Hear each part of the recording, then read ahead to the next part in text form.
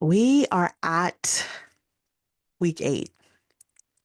There are 3 weeks left, y'all. Three, and then you will be on your way to module 4, just that much closer to achieving your goals. So we have our quote of the week. We have chapter 18, we have a Quizlet, and we have a wrap up. Okay.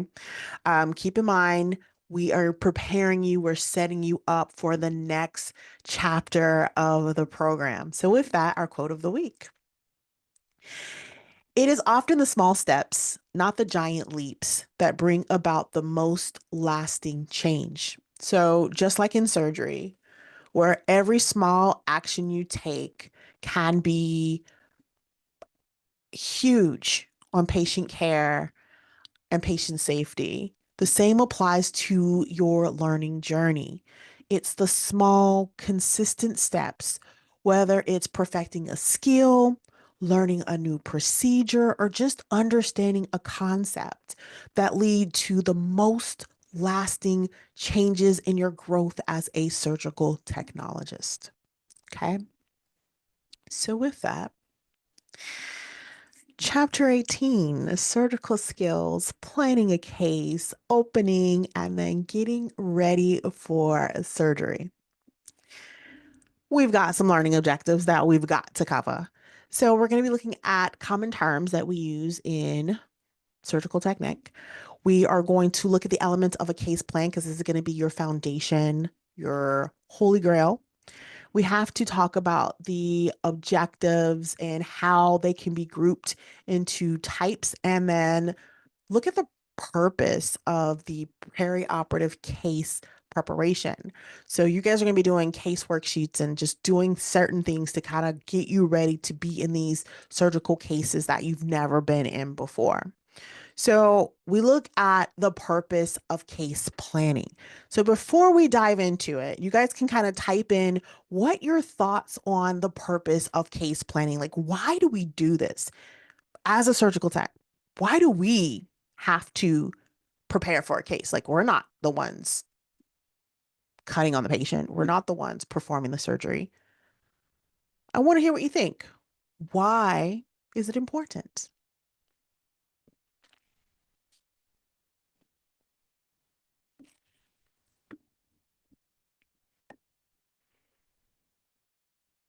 So, to be time efficient when it comes to it and make sure it flows smoothly and safe is one response I got. I like that. I like that a lot.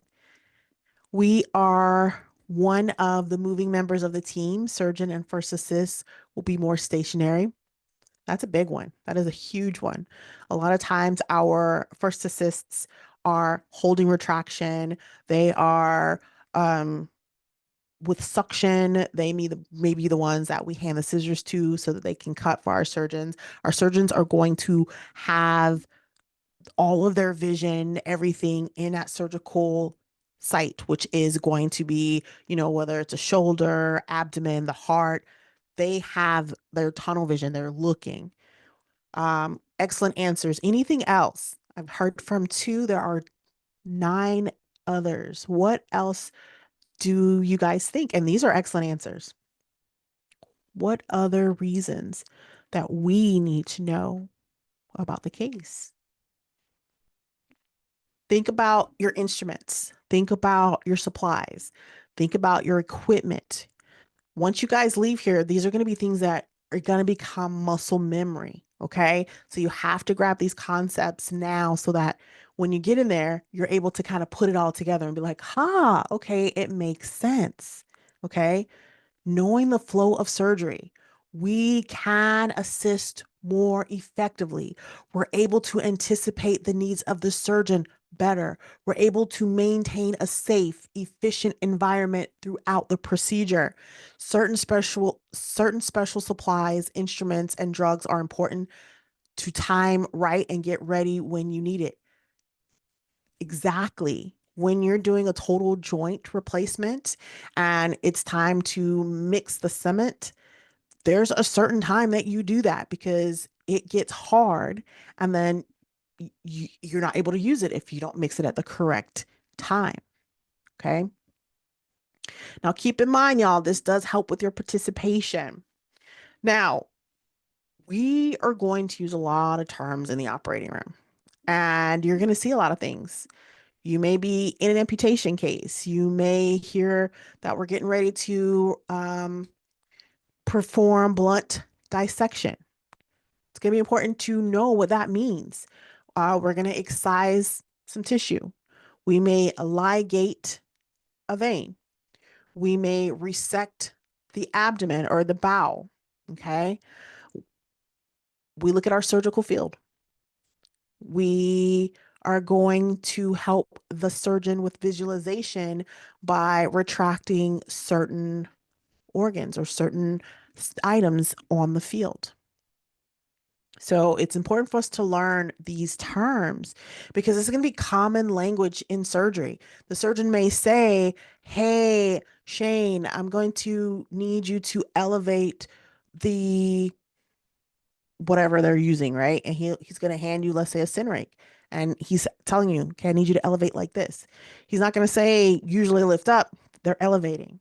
You're going to hear, "Oh man, this particular wound has a dog ear." Well, it's going to be important to know what a dog ear is when you're talking about approximating skin edges.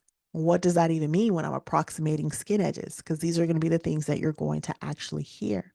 So, whether it's discussing instrumentation, procedures, or techniques, understanding the terms that you see in front of you just allows you as surgical tax. See, I'm already claiming it, I'm already using it as surgical tax to be able to anticipate the needs, respond quickly and accurately during your surgical procedures. And I hope you guys are getting more excited because it's getting closer and closer. So we get to the elements of a case plan. So this is going to include important details that helps us prepare for our procedures and just make sure that everything runs smoothly. So we have the name of the procedure. All right. This is going to be the specific surgery to be performed, whether it's a laparoscopic, open appendectomy, total knee arthroplasty, a cabbage, a L4, L5 laminectomy, discectomy with implementation of instrumentation, just different things, okay? That's going to be different from the perioperative diagnosis. This is the condition, why the patient came in, okay? The reason for surgery. Patients coming in with right lower quadrant pain. We are thinking that it is appendicitis, which is inflammation of the appendix. That is the reason they're coming in. So, how do we know? There's going to be some type of lab that's done, ensuring the lab has been informed for tests, blood work, urinalysis, so that we know. We look at the patient's BMI. That's going to be important because we may have to get certain position gear, certain equipment. We also look at the patient's age. That's a big one. It impacts considerations for anesthesia, positioning, and recovery. But we also think, what type of mobility problems do they have? This helps us to identify any challenges that may affect the patient's actual positioning. Sometimes the patients have glasses. They may come in with hearing aids. So there's special attention that we're going to use for that. And there may be specific instructions for positioning that the patient needs when we think about making the surgical incision. For example, when we're doing a shoulder arthroscopy, there's two ways that we position our patients. We're either going to have them lateral with their arms suspended, or we're going to have them in beach chair where they're sitting up and we're going to have a kidney rest and their arm is going to be kind of free.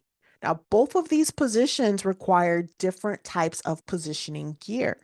Okay.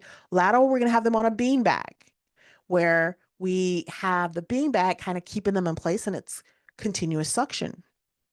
In beach chair, we're going to have them almost strapped down, have a head thing to keep their head from moving and wobbling. And they're going to be, depending on the side of the surgical site, kind of leaning a little bit more off of that beach chair. Okay. There's going to be cushions for both. There's going to be different bony prominences that we're going to protect during that surgical procedure. We look at the elements. Okay. Hold on. Let's go back because I did not break this down for you. So what you see are three different types of OR room scheduling. There are some that uses the old school, like if you ever watch Grey's Anatomy, and in the beginning they had the board where they were writing things down. Okay. Some operating rooms, these are pretty much the same, except these are written out. So someone the night before is writing these up on magnets and then they're placing them in the correct spots. And then there are some facilities that are digital. So they're going to have pretty much the same elements. It'll just be digital and you'll kind of see it that way. And it'll have usually broken down by OR rooms.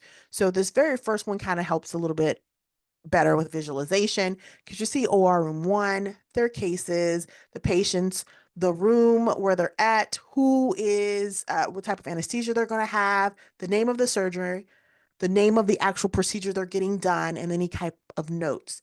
You'll also see where we are. So they'll have anesthesia, your scrub slash nurse, and then if you are floating.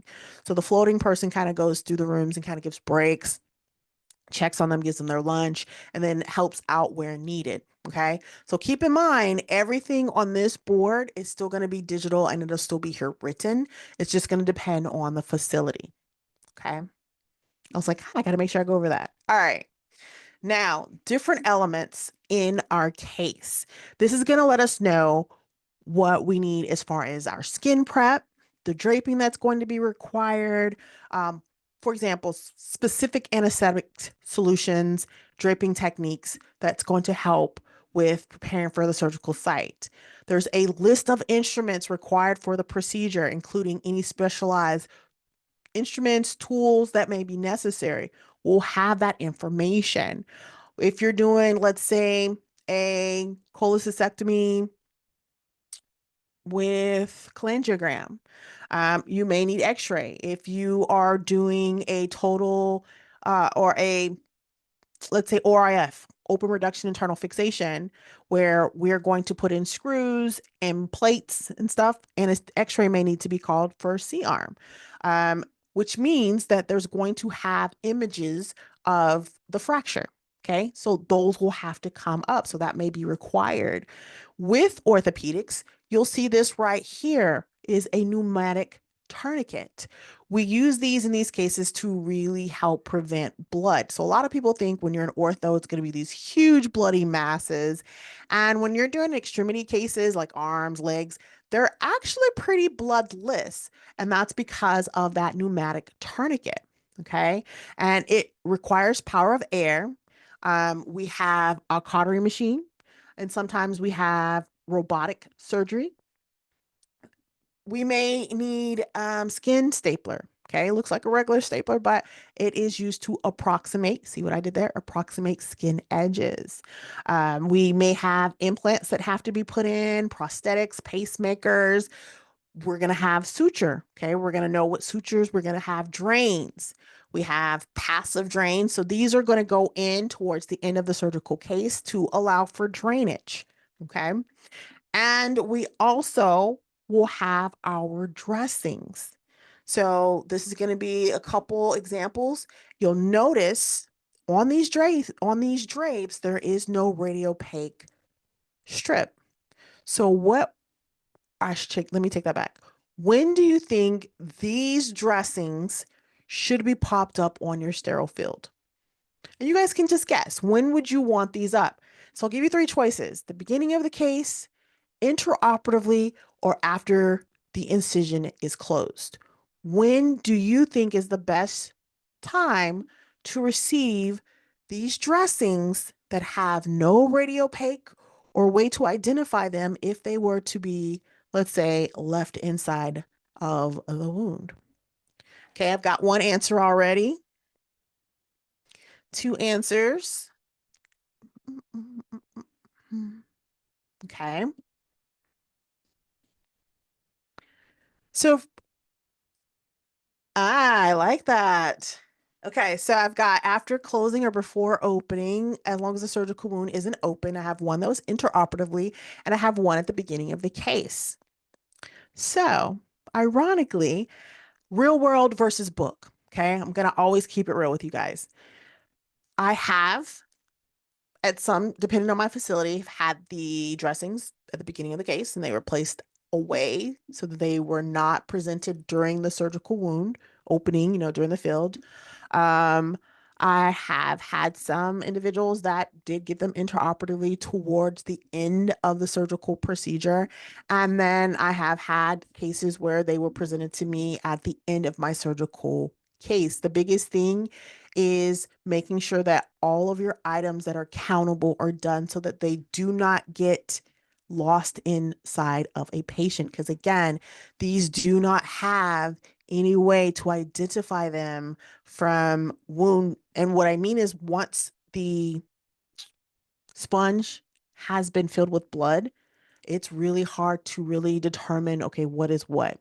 Okay, so it'll again, this will all make sense once you guys get into the operating room, and then you'll be like, aha, it makes sense. Okay, so we have different plannings for different surgeries. So it's important to ask specific questions that guide us and our whole team during the process, such as what type of surgery are we doing? Is this diagnostic? Is it reconstructive or implant surgery? Is it a repair? Like if we're doing an Achilles tendon repair, or are we removing something? We want to have all these things because then there's a different set of considerations that we go through. Okay. So we have key questions. What is the main structure or tissue being involved? This is going to help as you start setting up your field, what instruments you're going to put on your Mayo stand, what instruments you're going to have ready on your back table. This also helps to determine which part of the body is actually going to be examined. What procedure will be performed for the diagnoses? This is going to include any procedures like biopsies or imaging. That's where that C-arm and X-ray comes in. Are we going to take samples? If so, the type of specimen and the method of collection has to also be determined. How will the information be documented? This is going to be more so for your circulating nurse or your circulator, but all of these records ensure proper technique, especially for future treatment and follow up, so we can identify who, what, when, where, how everything was done. When we talk about reconstruction surgeries, what specialty instruments will be used? So, reconstructive and implant procedures often require different specialized instruments like bone saws or even drills. We look at the patient's positioning is big. Is it going to be supine? Is it going to be lateral? That's all going to depend on the area of surgery and the access to the surgical site. Think back to when I was telling you about the shoulder cases. There's some procedures where it is easier for the patient to be lateral on their side with a bean bag keeping them in place for to be able to get into the labral if that's what the surgeon prefers, or some surgeons prefer beach chair if it's a rotator cuff. It just depends on the surgeon, and a lot of times where they were trained. And then we look at drapes. The drapes for this diagnostic laparoscopy is going to be different than this breast case. Okay, think about where we are. What is the patient's age? This is a huge one. A laparoscopic procedure for a 40-year-old, 6'2" male is going to be different for a laparoscopy for a 4-month-old. Okay. We look at surgical technique is going to be a little bit different. We look at anesthesia and we look at recovery considerations. When we look at our repair cases, the type of injury or defect being repaired will determine the instruments and materials needed. Some repairs, like this Achilles tendon, we may just suture it. We may grab one part of the Achilles. And a lot of times these cases can be fast or slow depending on how long it's been since the patient came in. We have staples, and there are devices like clamps just to hold the tissue in place so that we can do our repair. We have to identify if the repair is trauma related, which also may influence the surgical approach, like dealing with contamination or infection. If this Achilles tendon repair happened because of a motor vehicle accident, let's say, and there was debris and road ants, all kinds of stuff, that's gonna play a big, play a part in how we really get to it. And sometimes we have to remove something. So let's just say that they're not putting in this these plates and screws. Let's say they were taking them out. Okay, so we do removal of equipment, instruments. So understanding the type that's going to be removed. In this case, we're talking about screws and plates, but it can be tissue, organs, mass, foreign objects. And it just helps with making sure that we handle everything properly. When we ask, is the wound contaminated? We're talking about if contamination is present, steps have to be taken just to reduce the risk of infection moving forward. So we ask ourselves if the removal is part of a legal investigation. That means that forensics is coming in. We have to asking different things for evidence. Proper documentation and handling of specimens are critical because we're looking at maintaining the chain of custody. So we ask these questions. We as a team in the operating room just can better prepare for anything that could potentially happen. So we're anticipating necessary instruments and techniques, and we're just ensuring proper patient care and safety. Okay. So you guys should be asking, where do we find all this information? It's none other than the surgeon's preference card. Every surgeon, normally, unless they're kind of like new to the facility, will have a surgeon's preference card made. This is our holy grail. This is how we prepare for our surgical procedures. If you had the opportunity and you had the video, it kind of walked you through what it looks like. Okay. It's important to know that while it does provide important information regarding instruments, special equipment, medications, other preferences for the surgical case, it may not contain all the information required for properly case planning. So let's say the doctor decides or the surgeon decides to do a different technique, okay? Then you would kind of go with the flow. So, quick question. If they don't, would we ask them? I know this would be rare, but just in case, yes. So a lot of times the surgeon, and that's a great question. So a lot of times the surgeons will come into the room before the case, most likely. And you can let them know, hey doc, I know that you've probably done this case plenty of times, but we're actually missing your surgeon's preference cards really quick. What's basic stuff? What kind of things do you want? If you've worked with a surgeon before, you're most likely going to know their glove size, right? But like in front of you, you can ask them like certain supplies. Your supply list where it says laparotomy, this is all going to be kind of pulled based on the surgical case. They do have generic ones, so it would be special stuff like, hey doc, um, normally the docs use a Balfour for this particular case, which is a retractor. Is this something that you're okay with? A lot of things that you're going to really probably ask them if they do not have a preference card are their sutures. You're also going to write it down because 9 times out of 10, if this is the first time that the surgeon has done this particular case, usually the surgical tech that's with them will write everything down. You and the nurse will get together and actually go to the senior tech, senior nurse of that service and provide them that information to make the preference card if you don't have access to make it. Okay. The other things that you would put in there would be their dressings, their skin prep, and then the medications. Yes, you're still writing down medications because there are times where, usually in the beginning of the case, we do give them local to numb up that area before they make a cut. Okay. So you have patient's age, we talked about that, their weight, their BMI. We do note if they have any allergies because this is going to be really big for that skin prep area, right?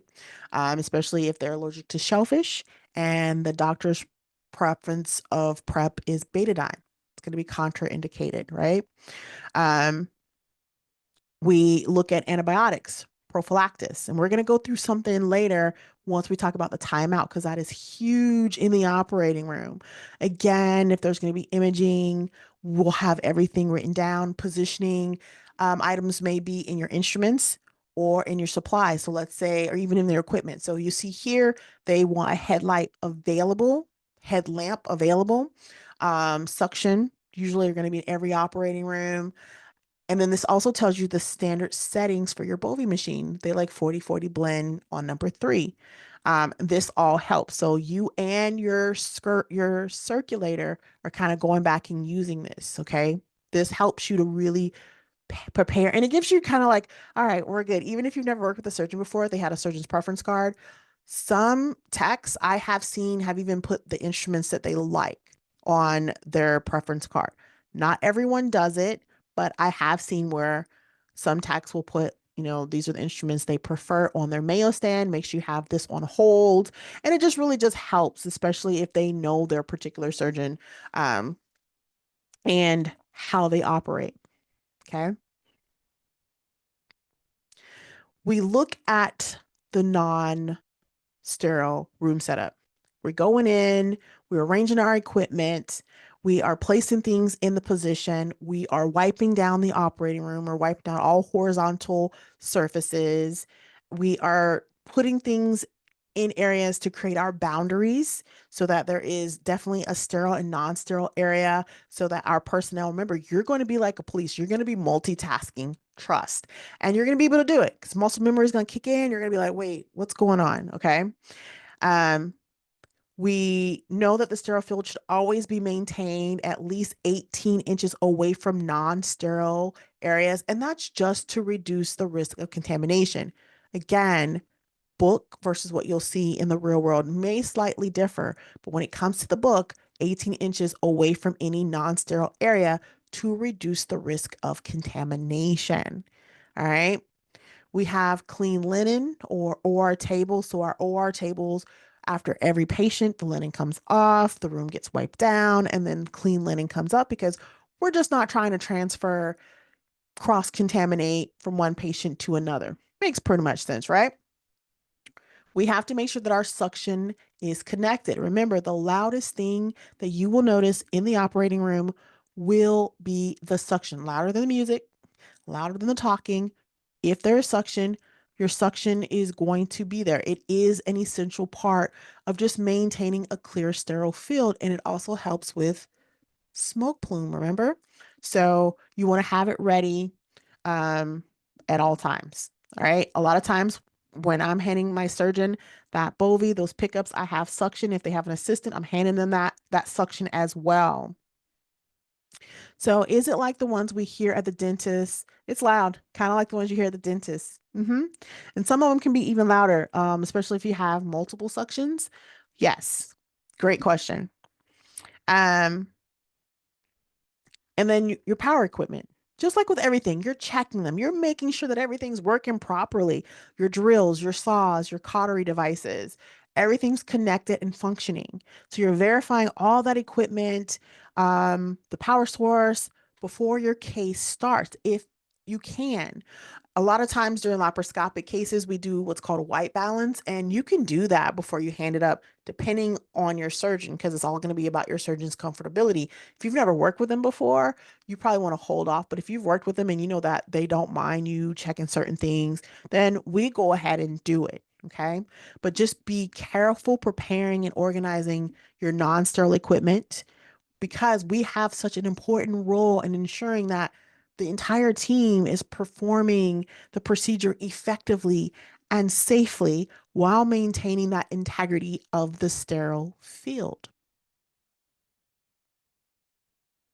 So you look around, she's a little close for comfort for me. I'll be completely honest with you, but you're still trying to maintain a safe distance from your sterile surfaces. Okay. So again, you have that 18 inches away from the wall back here. You're you'll notice that there's a trash receptacle. This right here is probably where her surgeon's preference card is because we normally keep it out and we're like going through and opening stuff and putting stuff on hold. And the very first thing she did was open up her back table. We were getting as many sterile fields open as possible. Okay. That is one of the biggest things when you're non-sterile, creating a sterile field. And then when you become sterile, it's kind of like when you're shrinking your field. But when you're first starting, you're opening up everything, you're getting everything placed in the right spaces. You're breaking the seals on tape. And you're not just breaking it, you're checking it. You're checking the seal, you're looking for tears in the packages because when in doubt, you throw it out. Okay. You always open the package aseptically for sterile items that have like an inner wrap. So in this package here, the outer part is a dust cover. When she pulls that out, it'll probably look like this one, which is an outer cover here, but it's probably because it's manufactured, it's going to have an inner cover as well. Okay. You do want to avoid touching the inner surfaces of the wrapper on the sterile contents. For heavy items like instrument trays, use a small table. Okay. A lot of times you'll have that double ring stand comes into play and we'll place items on the double ring stand. For your instruments, per the book, you're using your prep stand. Per the book. Again, when you get into your sites, when you get into your rotations, you're going to see different things. But I want you to always refer back to the book. Okay. No one's doing anything wrong. It's just we do different things as my computer. Hold on. We do different things once we are um actually in the field, okay? But we always refer back to the book, okay? When we have items that we don't necessarily need and it says hold, we do not keep them in the room per the book. We usually have them outside and then when we need them, we'll bring them in. Or if you have your case cart inside, some facilities will allow you to keep them in the case cart. And then if you don't need them, the clean case cart will leave before the patient comes in, and then you'll have that clean case cart outside. The thing is, once the patient is in the room, anything that's in there kind of stays and kind of leaves with everything that's contaminated. We do open sharps during our setup. So we separate our sharps from our non-sharps for obvious reasons, right? So you would open up your sutures. A lot of packs now have the knife blades in them. So that's one thing you don't really have to necessarily worry about. But if it doesn't, you're going to open that up. You're going to open up your Bovie tips, but all that goes on the same side, separate from anything else. And that way you'll know sharps on one side, non-sharps on the other. And that does help to prevent a potential needle stick or cut during the case. Again, never gown from the back table. And you see me smiling because you will see things. But again, per the book, never gown and glove from the back table. Okay. Once you get to your facilities, I'm expecting I'll get some messages like, "Ah, I saw what you're talking about," but per the book, okay? Never gown and glove from the back table because the risk of contaminating the sterile instruments, if let's say you're putting on your gown and you miss and touch the back table itself, or there's an instrument or something like that, right? So then all that has to be replaced. It just allows for proper procedure for gowning and gloving in a sterile manner. Again, per the book. Okay. Now, sterile supply should be open as close to time of use as possible. That makes sense because you don't want to have your instruments out like the case starts at 3 and it's PM and it's like 7 a.m. You don't want to just have those instruments out all nilly-willy. All right. Because you do want to you want to kind of reduce the risk of contamination. Again, large items like your sterile drapes, your covers should be open first, followed by smaller items like your instruments and your sutures. And once you get into a rhythm, you're going to do it every time for every case. Now, there may be different instruments, you may have different types of sutures, but you'll get into a sequence and you pretty much do that the same way for every case. Okay. All right. Now, I follow him. Some stuff he says, he's been attacked for a while as well. Okay. So he is a heart tech. But I do follow him. And so I found this surgical counts that I thought was really appropriate. So I'm going to let him take it over. And then if you guys have any questions, let me know. But let's take a look at this quick video and then we'll come back. Hey guys, welcome back to another Surgical Tech Tips video. We're going to be going over the proper counting procedure. I have a sterile field. We're about to start a case, and I'd like to go over proper, counting technique. This is a smaller case, so we're not going to be going through any instrumentation. We're not going into any body cavities, so we won't be doing a big count with instruments, but we will be doing a count with all of our small disposable things, needles, clips, blades, those types of things. So here's how it goes.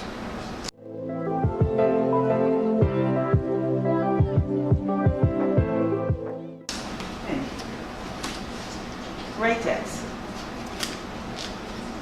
One thing to note, before you count, never take the tapes off of any of your sponges on the field until you start counting. It's a reminder that you still need to count the case. So I take the tapes off as soon as we start counting. We separate the Raytex as we count each individual one. 1, 2, 3, 4, 5, 6, 7, 8, 9, 10. That's 10 Raytex. Laps, same thing. I take the tape off. That's as a reminder to myself that this case is now being counted. 1, 2, 3, 4, 5. 5 laps. Peanuts. Peanuts, I have 1, 2, 3, 4, 5. Hypos. You guys may not be able to see this because the Mayo stand is in the way, but my circulator has their eyes on my field and she's watching me count each individual one of these. And then trying to catch me riding dirty, trying to catch me riding dirty, trying to catch me riding dirty. What was next? Okay, shots. Shots, 2, 4, 6, 8, 10. Okay, 10. Hypos. 0. 0 hypos. Any vessel cannulas? No vessel cannulas. No vessel cannula. Vessel loops. Vessel loops, I have 2, 4, 1, 2, 3, 4. 4 total. Bovie tips. Bovie tips. Always show the items to your nurse. 1. Give 1. Blades. Blades. I have 1, 2, 3, 4. 4 blades. 4 blades on the field. Any umbilical tape. No umbilical tape. Inserts. No inserts. Hemoclips. Clips. I have 1, 2, 3, 4, 5, 6, 7, 8. Okay, that's correct. Sutures. Sutures. 1, 2, 3, 4, 5, 6, 7, 8, 9, 10, 11, 12, 13. 13. 13 sutures. All right. Anything else we need to count? Nothing else. I have fluids on the field. That's it. All right. Thank you. Thank you very much. So that's proper counting procedure. It's important. All right. All right. What questions do you have from watching that video? So one thing that I will say that he did not count instruments because like he said, it wasn't a big case, but we do count instruments. Yes, Shamim. Yes, ma'am. Thank you. So before a procedure, we are always going to have a nurse check, like how the nurse was checking with him. Yes. Okay. Okay. Yes, it's always going to be 2 people. And you're going to be doing multiple counts. So that was just the initial count. So the initial count sets the foundation. Great question, by the way. But it's the initial count sets the foundation of what we have before the case, because we're going to be adding more sponges. We're going to be adding more sutures, most likely. And then we do counts during the case as well. at certain parts just to make sure that we still have everything that we started with, and that nothing has been left inside of the body cavity. But there's always going to be two people, okay, Mm, doing the count. thank you. You're welcome. Now, this next one is a what we call a timeout. Okay, a timeout is allowed for universal protocol. Every surgical team does this. Okay, when we do it is really up to the facility, but they're always done prior to skin incision. Okay. Before skin incision. And I say that because there's going to be some facilities that require a timeout before draping. Some facilities require a timeout before the surgeon has the knife. But the thing is, it has to be done before skin has been cut. Okay. So we're going to see it, and then I'm going to show you all of the elements of a proper timeout. So let's take a look.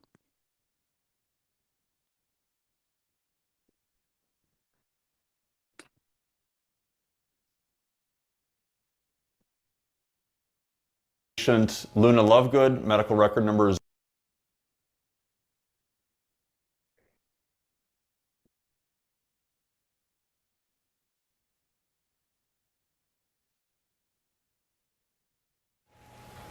Okay, if we can get an all stop for our pre-procedure timeout.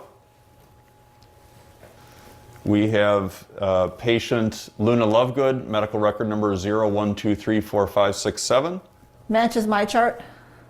And we are consented for left thumb replantation versus revision amputation. That matches the consent. Thank you. Site and side are marked. We have allergies to adhesive, aspirin, and ciprofloxacin. Patient received their antibiotics? Yes, I got cefazolin 2 grams, and you are in the green timing-wise. Excellent, thank you. In terms of other medications, at the end we'll use some 0.25% Marcaine without epinephrine. This was an open wound, so we did not do an alcohol-based skin prep. In terms of heat source, we have Bovie. Bovie will be holstered while not in use, and there is sterile saline in the field. And we are on 30% oxygen with no cuff leak. And no other flammables are going to be added to the field. Okay, in terms of procedure-specific items, we have mini C-arm in the room. Are there any other concerns that anyone has? I had a question for you about vasoconstrictors. Avoid phenylephrine and vasopressin. That'd be great, thank you. All right, thanks everybody. Okay, so like I mentioned, we do a timeout before every procedure. Every procedure, okay? So, what is in the timeout? What were they talking about? This is a timeout. Now, we have before induction of anesthesia, and usually in your operating rooms, you're going to have some type of timeout in somewhere, okay? Usually a huge poster board or somewhere so that you can kind of go as a reference, all right? So before the skin incision, that's what I was saying. Before the skin incision, your circulator nurse, anyone can call for the timeout. Usually the nurse will. In this case, we saw that it was the actual surgeon, and the entire team confirms the patient name. We usually introduce ourselves to each other if we've never worked with each other. We look at the surgical site, we look at imaging, everything that they showed you, but you don't have to kind of like memorize it. It's going to become second nature. The surgeon will talk about the operative plan. Your anesthesia will let you know if prophylaxis, antibiotics has been on board. The nurse will let everyone know pretty much everything is here. And then we will say all of our instrumentation, it has been sterilized or met the parameters for sterility, and we have no equipment issues. And then the surgeon at that time, are we ready to proceed? And we go. At any time during the case, if there's something that doesn't look right, feel right, fit, we speak on it. Okay. Remember, we are the advocates for the patient. So, how the procedure continues. So the case starts. The surgeon makes that first incision. We call the time. We'll say incision time because we're recording everything. So the surgeon makes the first incision, the exact time of the procedure starts. It's documented again because we want accurate records. Then we start to anticipate what the surgeon needs. It will become muscle memory. Trust me. You're going to look at where we're at. You'll be able to pass the right instruments. You'll have suction ready. You'll have other tools that they may need in the room. You're staying alert. You and the surgeon become like one. Okay. Counts are performed.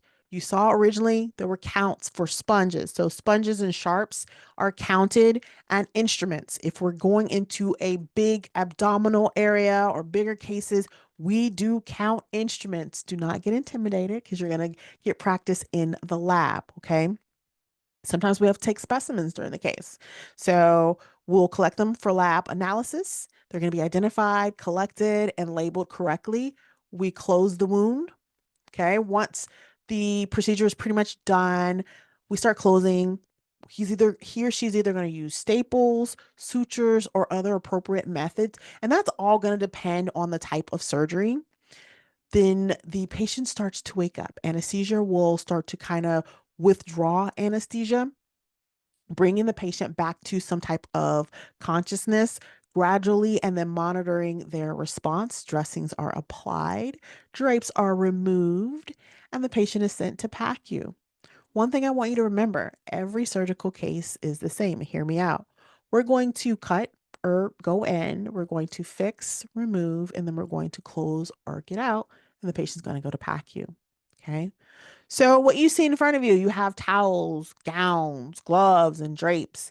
This is all going to be required to maintain a sterile field. Think back to the videos we watched last week on how they were passing those drapes. Okay, we're trying to cover the patient and surrounding areas, just creating that sterile environment for our procedure. We have a light handles. These are those green things right here. These are going to be the things that go on top of the lights. Okay, they allow the surgeon to kind of manipulate those lights during the surgical procedure. You notice that this tech has their suction, because these are some of the first things that we're going to hand the surgeon before they even get the knife. They're going to set this up. They're going to have their light handles. They're going to have their suction. They're going to be setting up their bovie where they need it. Um, Before we even bring up a lot of stuff, but you're going to learn that in the lab. Okay. We start in the case. There are some basic instruments that we're going to need. They are going to be prepped and ready to go as soon as the surgery starts. Start thinking about what that would be. Think about the different scalpels, the knife handles, the forceps, scissors. These are going to be some of the first things that we do place up on our field. We have bovie, Raytax times two, depending on the case. If it's a bigger case, we're going to have two laps. If a smaller case, two Raytax, light handles, suction, your marking pen, local if they're going to use it, on your mail stand, ready to go. Okay. We think about our sponges and sutures. Remember, I said that they're going to be on one side. So, since this setup is over on the left side, once they opened, I can guarantee you they opened up these sutures on the left side. Okay. Bovie tip, they probably open it on the, not probably, they open it up on the left side. What you can't see in this mag pad here is their needles for their local, and knife handles or knife blades are going to be in here as well. Okay. These are going to be just things that it's going to automatically come to you. And you are setting up things by priority. I love this because it kind of sets you up. Okay. For this particular case, I'm looking at it, it looks like a neuro case. There's certain instruments, looks a little blurry here, but there's pin fields here. We have certain sutures that we have prepped and ready for neuro cases that we keep up on our fields. We usually have a long bovie tip and a short bovie tip. We have our short bovie tip on first, and then we have a long bovie tip because we're going to eventually get to it. And I can see that here as well as certain instruments, sponges. We have bone wax and different things, clip pliers, just stuff that you're like, huh, okay, I'm going to have this stuff set up and ready on your mail stand. Okay. And we always organize. Organization is important. So we have our mag pad, and you'll see what I was talking about. Our U sutures, we go in our, there are numbers in there so that we helps us to count, because we count during the procedures. Okay. Don't I don't want you to freak out, but just know that you're going to be walked through and guided. Okay. You have your local ready, you have knife handles. So these are the sponges with the radiopaque. So now we can see the difference between the sponges with the radiopaque strip versus those ones we saw in the beginning that were dressings. All right. Smaller case. This is a small case. So I'm going to have my stuff ready to go. A couple pickups. I have a knife handle with a 15 blade, got some Adsons with teeth, some cryos, needle driver, some iris scissors on the end right here, and you just have it ready to go. All right. Remember, when we count, we're counting our sponges, we're counting our knife blades, we're counting our sutures, we're counting our hypodermic needles. We may count instruments. Okay. The last thing we're going to talk about is our irrigations because we're going to irrigate. So we have irrigating solutions like saline or antiseptic solutions that we may need during the surgery just to clean the surgical site, just to help prevent infection. These solutions may be given after the start of the case, depending on the surgeon's needs. So it's important that with everything, we label, and we label again. Okay, because we want to avoid confusion with other solutions that may be already up on our field. Here's a perfect way of how this circulator is pouring in the single basin. You'll see over here, she's got her irrigations and she's labeling it. She's labeling it, making sure that if anybody comes to relieve her, they know exactly what's up on the field. Some cases there may be a slush basin, which is for cooling, or warmer. So if you are doing transplants, you're going to have like ice, but it's like a slushy machine, and that may be up on your field. And sometimes we have warmers because they want warmer fluids. Okay. We, of course, are going to have medications on our field, so we're going to label them. Again, accuracy is important. Proper labeling, storage, and handling of all of these irrigations and medications. You guys, it is so important for us just to be aware of what is being used, and it does help prevent any potential issues during the procedure. Again, you're hearing me say as we get closer and closer to trust the process, okay?